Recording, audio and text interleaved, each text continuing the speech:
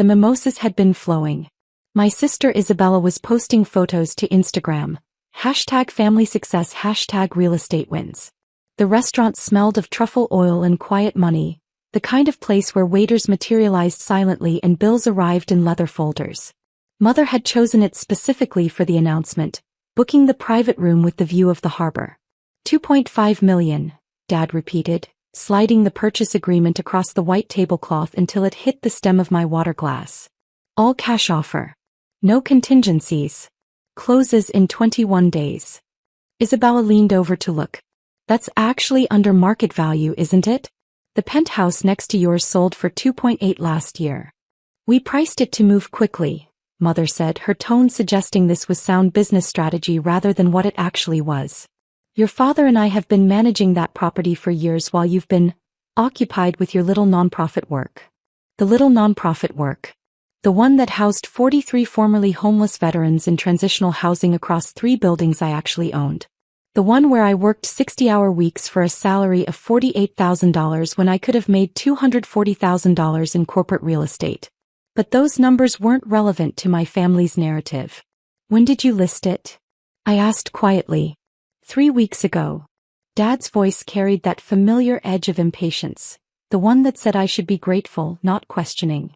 You never responded to our messages about maximizing the property's value. So we handled it. Like we've handled everything else while you've been playing charity worker. Playing. 8 years of work reduced to a child's game.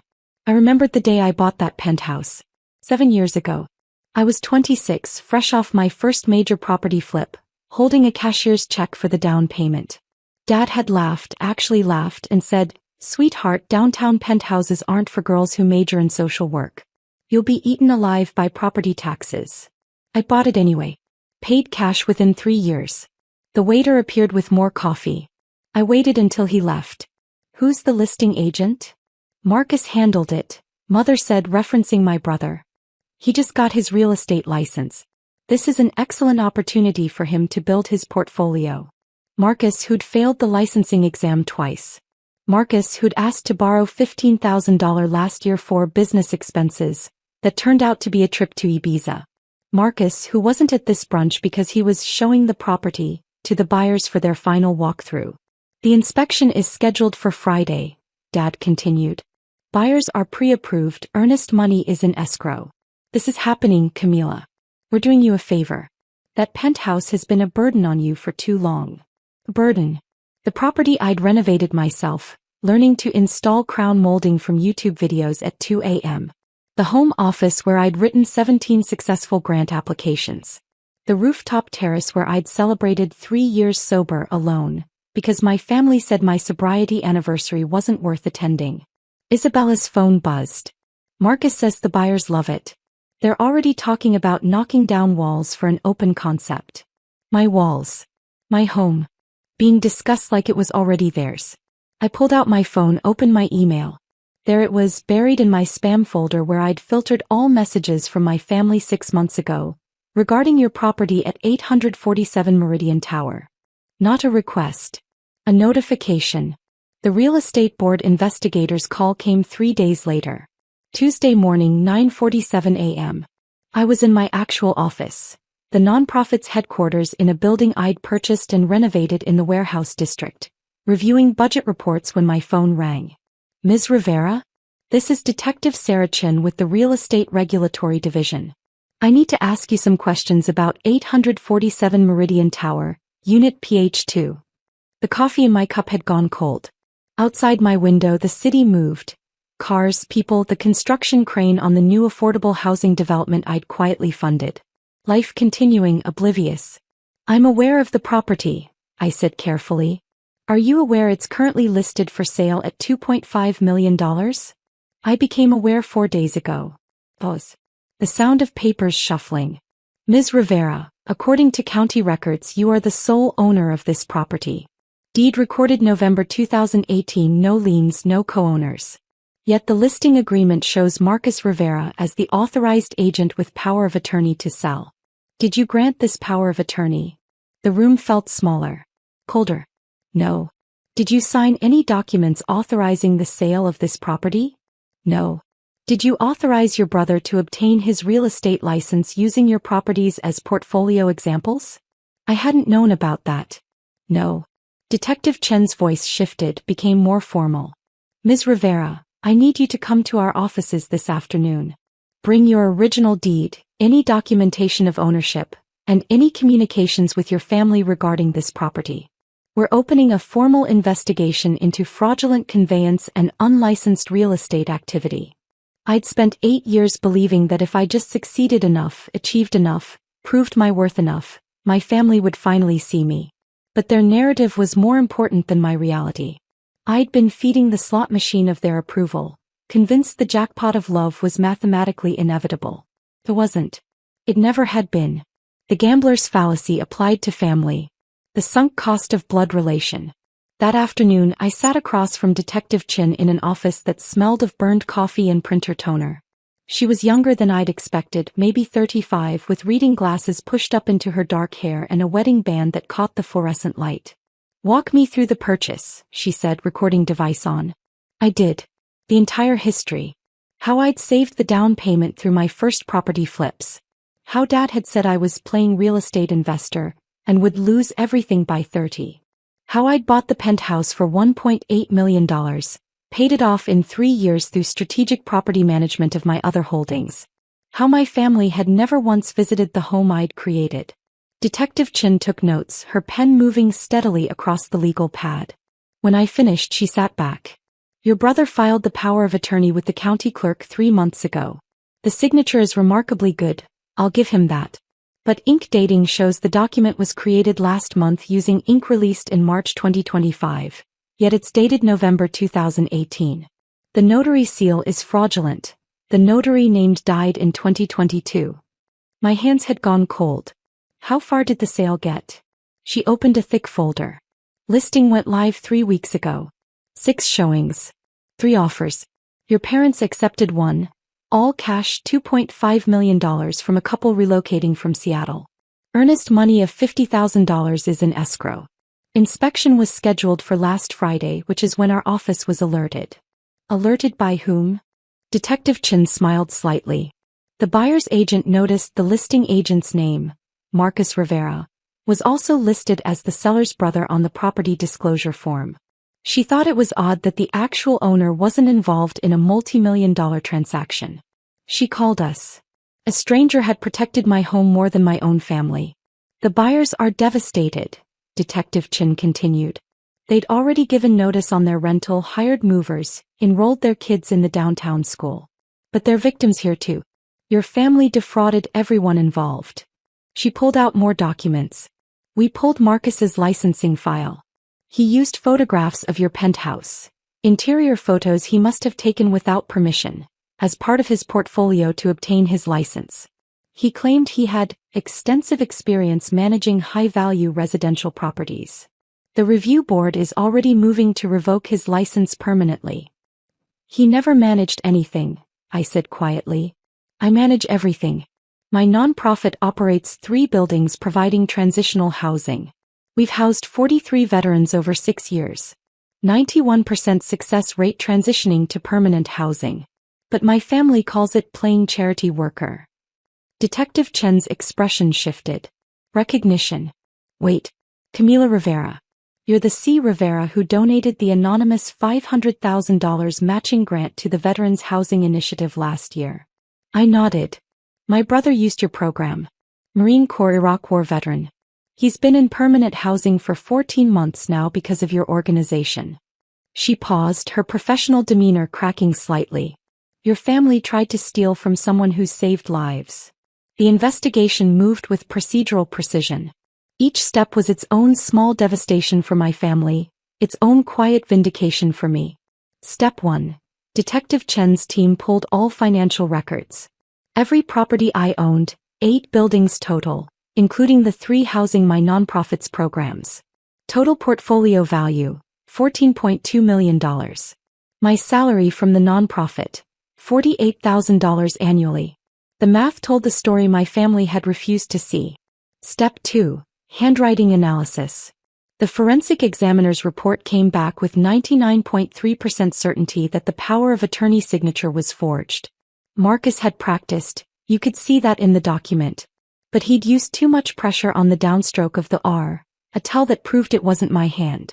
Step 3. Interview transcripts. Mother, we were helping her maximize an underutilized asset. Dad, she wasn't responding to our guidance. Isabella, we thought she'd be grateful. Marcus, no comment, attorney present. Grateful. For theft. Step 4. The buyer's lawsuit. They sued for their earnest money, their moving expenses, their children's therapy costs for the disruption. $127,000 total. My parents' homeowner's insurance refused to cover fraud, so it came from their retirement account. Step 5. The real estate board's formal findings. Marcus's license revoked permanently. $50,000 fine. Referral to the district attorney for criminal prosecution.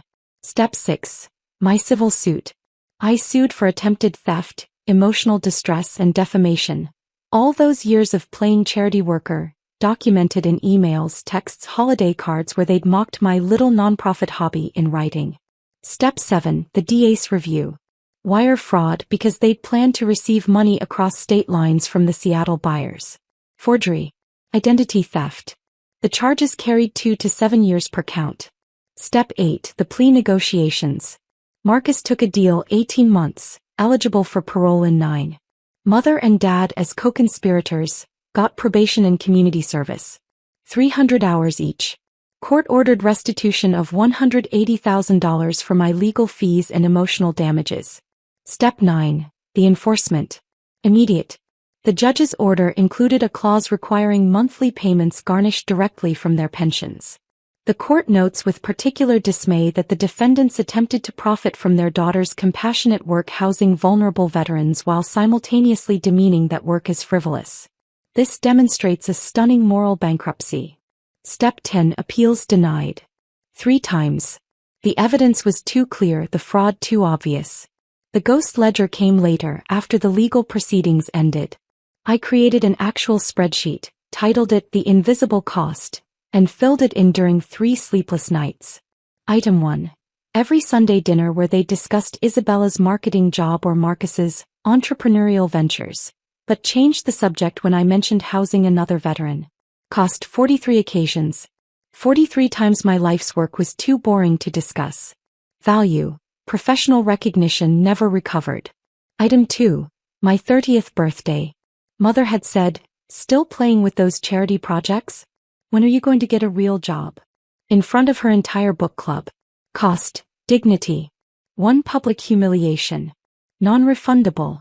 Item 3. The 8 years I'd paid for every family dinner, every celebration, every emergency loan. $180,000 documented. They'd called me stingy when I'd started saying no. Cost. Financial security I'd rebuilt. Trust I'd never get back. Item 4. The Penthouse viewing I'd invited them to 7 years ago. They'd canceled last minute for Isabella's apartment warming, her studio apartment she was renting for $2,200 monthly. They'd gone to that. Cost. The joy of sharing my first major success. Irreplaceable. Item 5. My sobriety anniversary, 3 years the same day as Marcus's birthday party. You can celebrate being sober anytime, Dad had said. His birthday is once a year. Cost. The acknowledgement that staying alive mattered. Priceless. The numbers didn't lie. They never had. I'd just been reading the wrong ledger. 6 months after the court proceedings ended, I stood on my penthouse terrace at sunset. The city spread out below, lights beginning to flicker on as evening settled in. My terrace, my view, my home that I'd protected. The restraining orders were permanent. 300 yards minimum distance. No contact except through attorneys. My nonprofit had expanded. We just opened a 4th building. Capacity for 72 veterans now. The city had recognized our work with a formal commendation. The mayor's office had called it transformative community impact. My property portfolio had grown too. Buildings 9 and 10 both acquired in the past 4 months. One was another housing facility. The other was a commercial property that generated enough income to fund 3 full-time case managers. Isabella had tried to reach out through a mutual friend. Mom and Dad want to apologize. The friend had said it hopefully, like reconciliation was the obvious next step. I'd said no. Some people believe forgiveness means reconciliation. It doesn't. Forgiveness is releasing the anger so it doesn't poison you. Reconciliation requires the other party to have genuinely changed, to have done the work of transformation. My family had shown remorse only after legal consequences, after their retirement fund was drained, after their social circle learned what they'd tried to do. That's not transformation. That's damage control. Marcus served 9 months. He lives 2 states away now, working at a car dealership. Mother volunteers at a food bank, court-ordered, not chosen. Dad's golf buddies stopped calling after the story hit the local news. Prominent family attempted to defraud daughter's veteran housing nonprofit. The social cost was its own consequence. The country club membership they'd been so proud of? Revoked. Not consistent with our values, the board letter had said. I thought about revenge a lot in those months after the trial. What it meant, what it should mean. I'd learned this. Revenge isn't rage. Rage is hot, impulsive, destructive to everyone including yourself. Revenge is patience sharpened into strategy. It's surviving their dismissal so completely, so successfully, that they're forced to confront their own failures reflected in your success. I didn't destroy my family. I simply refused to be destroyed by them, and in protecting myself, the truth destroyed them instead. The boundaries stayed firm. No birthdays, no holidays, no just checking in messages. The door I'd spent 32 years holding open for their approval. I closed it. Locked it. Changed the locks. My phone buzzed. A text from Detective Chin. My brother just completed his first semester at community college. Business degree. Says he wants to work in nonprofit housing management. Thought you'd want to know. Your work keeps rippling out. I did want to know. That's what mattered now. The ripples, the impact, the lives changed. Not the people who'd shared my DNA but never my values. From the rooftop of the penthouse they tried to steal, I watched the city lights multiply against the darkening sky. 8 buildings. 72 veterans housed. 1 life rebuilt from the ashes of a family that never deserved me. The account was closed. The balance was 0. And I was finally, completely free.